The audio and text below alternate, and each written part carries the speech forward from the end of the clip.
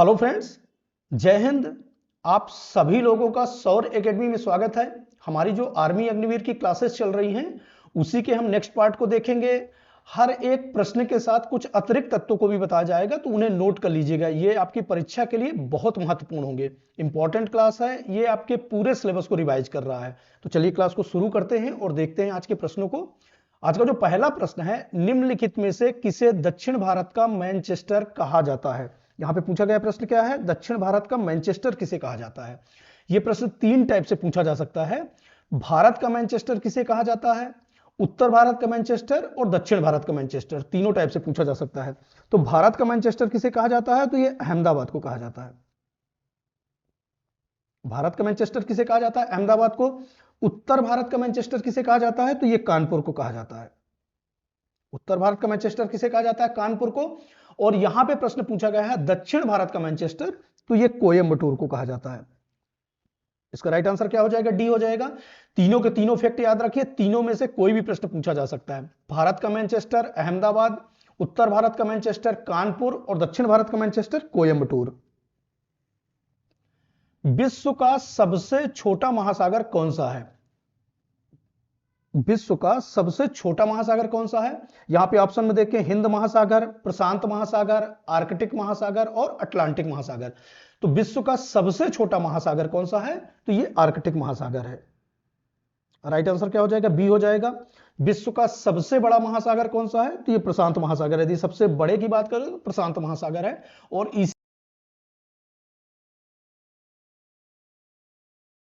में Mariana trench जो सबसे गहराई वाला बिंदु है वो पाया जाता है। तो ये इन फैक्टों को भी याद रखिए। भारत के राष्ट्रीय आय की गणना किसके द्वारा की जाती है। यहां पे पूछा गया है राष्ट्रीय आय की गणना किसके द्वारा की जाती है। ऑप्शन में देखें, NITI Aayog, reserve bank of India, केंद्रीय सांख्यिकी संगठन और वित्त मंत्रालय। तो भारत के राष्ट्रीय आय की गणना किसके द्वारा की जाती है, यह केंद्रीय सांख्यिकी संगठन के द्वारा। राइट आंसर क्या हो जाएगा, सी हो जाएगा। इसकी स्थापना 1951 में हुई थी और मुख्यालय कहां है इसका, नई दिल्ली में। इसको भी याद रखिए। इसके अलावा यदि नीति आयोग की बात करें तो 1 जनवरी 2015 से प्रभाव में आया, ये योजना आयोग का स्थान लिया। उपाध्यक्ष कौन है, तो डॉक्टर सुमन बेरी नीति आयोग के उपाध्यक्ष हैं, तो ये भी याद रखिए। रिजर्व बैंक ऑफ इंडिया की स्थापना 1935 में हुई थी और इसका राष्ट्रीयकरण 1949 में हुआ था। तो इस तरह से इन सारे फैक्टों को याद रखिए, कोई भी पूछा जा सकता है। भारत के संघ राज्यों का प्रशासनिक प्रमुख कौन होता है। भारत के संघ राज्य होते हैं जो, उनका प्रशासनिक प्रमुख कौन होता है, उपराज्यपाल, गृह मंत्रालय, राष्ट्रपति, प्रधानमंत्री। तो कौन होता है, ये उपराज्यपाल होते हैं। इनकी नियुक्ति कौन करते हैं, राष्ट्रपति करते हैं। प्रशासनिक प्रमुख कौन होते हैं, उपराज्यपाल, लेफ्टिनेंट गवर्नर। अंतरराष्ट्रीय ओलंपिक समिति का मुख्यालय कहां स्थित है। नेक्स्ट क्वेश्चन क्या है, अंतरराष्ट्रीय ओलंपिक समिति का मुख्यालय कहां पे स्थित है। जिनेवा में, पेरिस में, लुसाने में और ग्रीक में। ये कहां पे स्थित है, तो ये लुसाने में स्थित है। ये प्रश्न पूछा गया है, इंपॉर्टेंट क्वेश्चन है, याद रखिए इसको। इसके अलावा कुछ महत्वपूर्ण अंतरराष्ट्रीय संगठन भी हैं, उनको भी देख लीजिए जो बार बार प्रश्न पूछे जाते हैं। एशियाई विकास बैंक का मुख्यालय कहां है, तो ये मनीला फिलीपींस में है। स्थापना इसकी 1966 में हुई थी। एशियन दक्षिण पूर्व एशियाई राष्ट्रों का सहयोग संगठन 1967 में इसकी स्थापना हुई थी। जकार्ता इंडोनेशिया में इसका मुख्यालय है। राष्ट्रमंडल 1931 में लंदन में इसका मुख्यालय है। यूरोपियन यूनियन ब्रसेल्स बेल्जियम में। G8 का मुख्यालय कहां है, तो ये न्यूयॉर्क में है। ओपेक का मुख्यालय कहां है, यह भी प्रश्न पूछा गया है, वियना ऑस्ट्रिया में है। 1960 में इसकी स्थापना हुई थी। रेड क्रॉस 1863 में जिनेवा स्विट्जरलैंड में और इंटरपोल 1923 लियोन फ्रांस में। तो ये सारे के सारे इंपॉर्टेंट है, इनको नोट कर लीजिए, पोस्ट करके इनको नोट कर लीजिएगा, देख लीजिएगा। रानी पाल का संबंध किस खेल से है।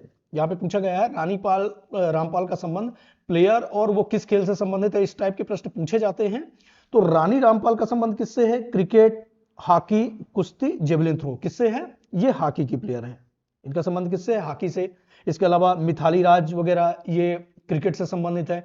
कुश्ती की बात करें तो साक्षी मलिक, गीता फोगाट, बबीता फोगाट, इस तरह से इन तत्वों को भी याद रखिए, इनसे प्रश्न पूछे जाते हैं। नीरज चोपड़ा जेवलिन थ्रो से संबंधित है। तो इस तरह से सारे तत्वों को याद रखिए।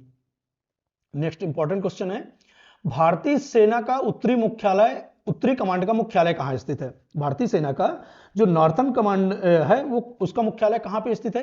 तो यहां पे ऑप्शन में देखें तो उधमपुर में कौन सा है? नॉर्थर्न कमांड का मुख्यालय है। कोलकाता में कौन सा है? ईस्टर्न कमांड का मुख्यालय है। शिमला में प्रशिक्षण का मुख्यालय है। पुणे में दक्षिण भारत का।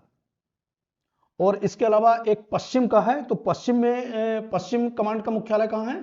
तो ये चंडी मंदिर में है। तो इस तरह से ये सारे के सारे मुख्यालय याद कर रखिए, इसमें से कोई भी पूछा जा सकता है।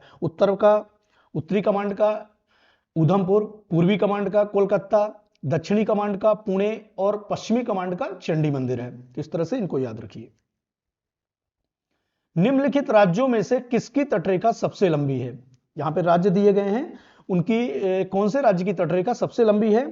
तो यहां पे ऑप्शन में देखिए महाराष्ट्र, उड़ीसा, गुजरात, तमिलनाडु। तो किसकी तटरेखा सबसे लंबी है? ये गुजरात की तटरेखा सबसे लंबी है। उसके बाद आंध्र प्रदेश की आती है। और यदि सबसे कम की बात करें, सबसे कम पूछा जाता है किसकी तटरेखा सबसे कम है किस राज्य की, तो वो गोवा की है। सबसे ज्यादा किसकी है? गुजरात की, और सबसे कम गोवा की। दुलहस्ती परियोजना किस नदी पर बनाई गई है? यहां पे पूछा गया है दुलहस्ती परियोजना किस नदी पर बनाई गई है? तो ये किस नदी पर? रावी, चिनाब, झेलम, सतलज, किस नदी पर बनाई गई है? ये चिनाब नदी पर। दुलहस्ती परियोजना, बगलीहार, सलाल परियोजना, ये सारी की सारी किसमें बनाई गई है? चिनाब नदी पर। इसके अलावा रावी नदी पर कौन सी है? तो थान परियोजना, थान बांध परियोजना किस पे है? रावी नदी पर। तो ये भी याद रखिए। झेलम नदी पर कौन सी है? तो तुलबुल परियोजना किस पे है? झेलम नदी पर। सतलज पे भाखड़ा नंगल। तो ये सारे तथ्य को याद रखिए। भाखड़ा नंगल किस पे है? सतलज नदी पर।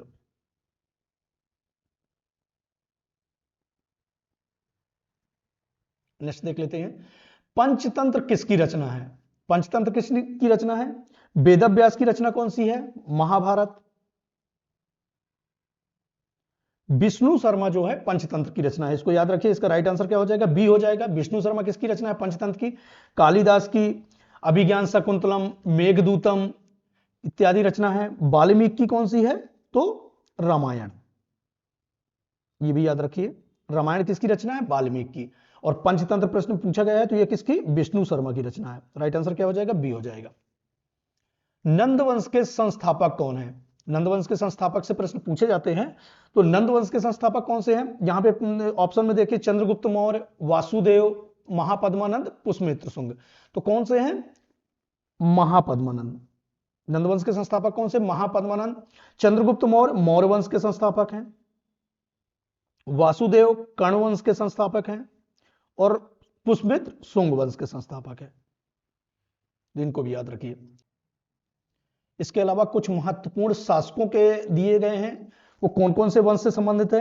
हर्य वंश के संस्थापक कौन है? बिंबिसार। नाग वंश के कौन है? शिशुनाग। नंद वंश के महापद्मानंद। मौर्य वंश के चंद्रगुप्त मौर्य। शुंग वंश के कौन है? तो पुष्यमित्र। कर्ण वंश के वासुदेव। सातवाहन वंश के सिमुक। गुप्त वंश के श्रीगुप्त। वर्धन वंश के पुष्यभूति। और होड़ वंश के तोरवाड़। तो इस तरह से इन सारे के सारे इंपॉर्टेंट है, इनको देख लीजिए। भारत में बाजार नियमों मूल्य नियंत्रण पद्धति की शुरुआत किसने की थी? जो बाजार नियम है और मूल्य नियंत्रण पद्धति है वो किसने की थी? तो ये अलाउद्दीन खिलजी ने किया था। किसने किया था? अलाउद्दीन खिलजी ने किया था। राइट आंसर क्या हो जाएगा? ए हो जाएगा। राज्य विधानसभा का सदस्य बिना किसी व्यक्ति को कितने महीने तक मुख्यमंत्री के पद पर नियुक्त किया जा सकता है? यदि कोई व्यक्ति बिना राज्यसभा का सदस्य मुख्यमंत्री बना रहता है तो कितने दिन तक उसे नियुक्त किया जा सकता है? 3 महीने, 6 महीने, 12 महीने, 24 महीने। तो कितने महीने? ये 6 महीने। 6 महीने तक ही वो मुख्यमंत्री रहते हैं। उसके आगे बनना है तो उन्हें राज्यसभा की सदस्यता, विधानसभा की सदस्यता लेना पड़ेगा। तो इस तरह से विधानसभा सदस्य बनना पड़ेगा। तो यहां पे जो राइट आंसर क्या हो जाएगा? 6 मंथ। पहली बार पाकिस्तान का नाम किसके द्वारा दिया गया था? जो पाकिस्तान का नाम पाकिस्तान रखा गया था वो किसके द्वारा? मोहम्मद इकबाल, मोहम्मद अली जिन्ना, चौधरी रहमत अली और आगा खान। किसके द्वारा है? ये चौधरी रहमत अली के द्वारा। पहली बार पाकिस्तान का नाम किसके द्वारा दिया गया था? चौधरी रहमत अली के द्वारा। इसके अलावा मोहम्मद अली जिन्ना को कायदे आजम बोला जाता है। पाकिस्तान का फर्स्ट गवर्नर जनरल रहा है आजादी के बाद। तो इस तरह से तथ्यों को भी याद रखिए। राज्य की कार्यपालिक शक्तियां किसमें निहित होती हैं? जो राज्य की कार्यपालिक शक्तियां होती है, एग्जीक्यूटिव पावर्स होते हैं, वो किसमें निहित होती हैं? राष्ट्रपति में, राज्यपाल में, मुख्यमंत्री, उपराज्यपाल में। तो किसमें निहित होती हैं? ये राज्यपाल में निहित होती हैं। राज्य की जो कार्यपालिक शक्तियां किसमें निहित होती हैं? राज्यपाल में। केंद्र की कार्यपालिक शक्तियां किसमें निहित होती हैं? तो राष्ट्रपति में निहित होती हैं। इसके अलावा अनुच्छेद 153 में राज्यपाल का वर्णन मिलता है कि हर राज्य में एक राज्यपाल होगा। इसके नियुक्ति संबंधी प्रावधान अनुच्छेद 155 में मिलते हैं। तो अनुच्छेदों से भी कभी कभी प्रश्न पूछे जाते हैं, तो इसको भी याद रखिए।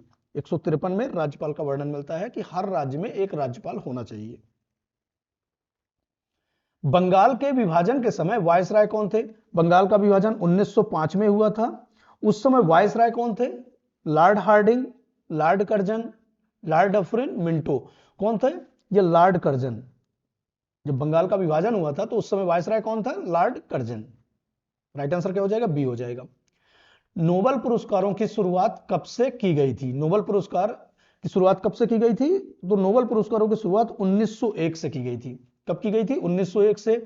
और भारत का जो पहला नोबेल पुरस्कार 1913 में मिला था। किसको मिला था? रविन्द्रनाथ टैगोर के लिए को।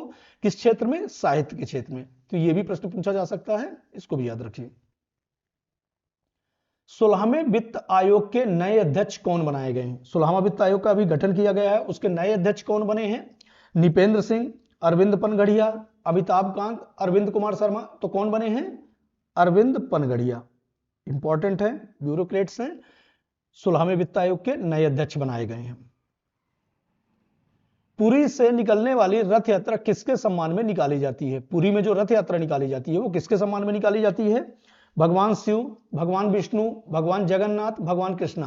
तो किसके? ये भगवान जगन्नाथ। किसके सम्मान में निकाली जाती है? भगवान जगन्नाथ के सम्मान में निकाली जाती है।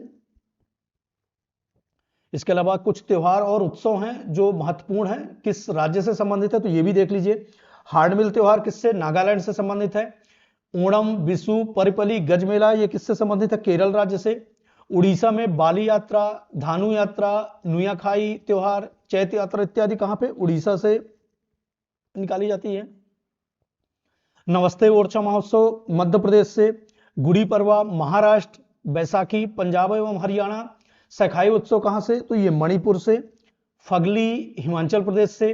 पक्के पक्का हार्नबिल तवांग उत्सव कहां से? अरुणाचल प्रदेश से। बिहू विजिक असम से है।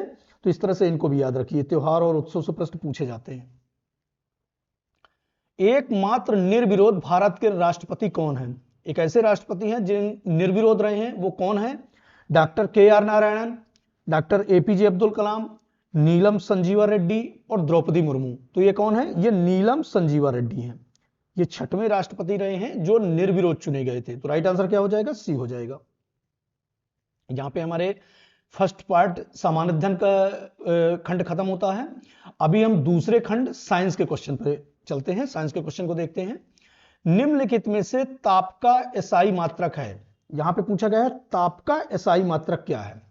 तो ऑप्शन में देखें, फ़ारेनहाइट, सेल्सियस, केल्विन। ये तीनों के तीनों ही ताप के मात्रक है। यहां पे पूछा गया है ताप का एसआई मात्रक। तो एसआई मात्रक कौन सा है? केल्विन। राइट आंसर क्या हो जाएगा? केल्विन हो जाएगा, सी हो जाएगा। इसके अलावा न्यूटन किसका मात्रक है? तो ये बल का मात्रक है। तो इसको भी याद रखिए। इसके अलावा कुछ महत्वपूर्ण भौतिक राशियां और उनके मात्रक हैं, तो उनको भी देख लीजिए। बल का मात्रक कौन है? Newton dyne. कार्य और ऊर्जा का मात्रक क्या है? तो जूल अर्ग। भूकंप तीव्रता का मात्रक रिएक्टर। प्रेरकत्व हेनरी। ऊष्मा का मात्रक क्या है? जूल और कैलोरी। चुंबकीय प्रेरण टेस्ला। प्रकाश की तरंग दर एगेमस्ट्रॉम। और प्रतिरोध का ओम। तो इस तरह से भौतिक राशि हैं और उनके मात्रक हैं, उनको भी देख लीजिए। मनुष्य के खोपड़ी में कितनी हड्डियां, कितनी अस्थियां पाई जाती हैं? मनुष्य की खोपड़ी में कितनी अस्थियां पाई जाती हैं? मनुष्य के एक वयस्क मनुष्य के शरीर में कितनी हड्डियां पाई जाती हैं? 206 हड्डियां पाई जाती हैं। और मनुष्य की खोपड़ी में कितनी हड्डियां? तो 28 हड्डियां मनुष्य की खोपड़ी में पाई जाती हैं। तो इसके अलावा मानव शरीर से संबंधित कुछ महत्वपूर्ण तथ्य हैं, तो इनको भी देख लीजिए। मानव शरीर में अस्थियों की संख्या कितनी होती है? 206।